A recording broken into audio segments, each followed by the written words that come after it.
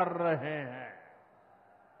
भाइयों बहनों, ये काम पहले भी हो सकते थे, लेकिन जिनके ऊपर बिहार को आधुनिक ट्रेनें देने की जिम्मेदारी थी, उन्होंने रेलवे में भर्ती के नाम पर आपकी जमीन लूटने का काम किया, गरीबों की जमीन लिखवा ली।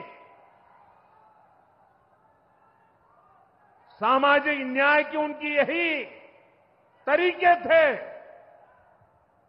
गरीब को लूटना, उनके अधिकारों को लूटना, उनकी मजबूरी का फायदा उठाना और खुद राजाशाही की मौज करना। बिहार के आप लोगों को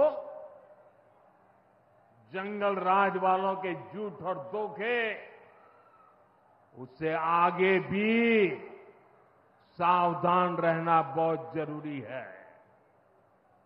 साथियों, बिजली के बिना विकास अधूरा है। जब बिजली होती है तो औद्योगिक विकास होता है। जब बिजली होती है तो जीवन आसान होता है।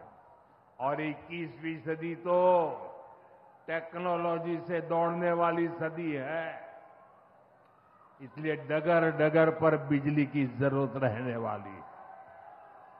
बीते वर्षों में बिहार में बिजली उत्पादन पर बहुत जोर दिया गया है। आज बिहार में बिजली की खपत 10 साल पहले से 4 गुना हो गई है। नबीनगर में एनटीपीसी का बड़ा पावर प्रोजेक्ट बन रहा है। इस पर 30,000 करोड़ रुपया खर्च किए जाएंगे।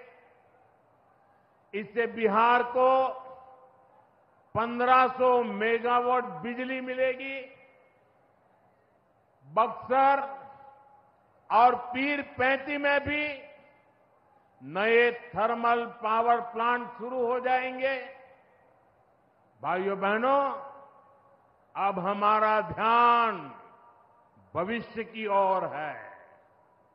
हमें बिहार को ग्रीन एनर्जी की ओर लेकर जाना है और इसलिए कजरा में सोलर पार्क का निर्माण भी हो रहा है। पीएम कुसुम योजना के तहत सौर ऊर्जा से किसानों को कमाई के विकल्प दिए जा रहे हैं। रिन्यूएबल एग्रीकल्चर फीडर से खेतों को बिजली मिल रही है। हमारे इन प्रयासों का असर है कि यहां के लोगों का जीवन बेहतर हुआ है। महिलाएं खुद को सुरक्षित महसूस कर रही है। साथियों, जब राज्य में आधुनिक इंफ्रास्ट्रक्चर आता है तो सबसे ज्यादा लाभ गांव, गरीब किसान और छोटे उद्योगों को होता है, क्योंकि वो देश विदेश के बड़े बाजारों से जुड़ पाते हैं।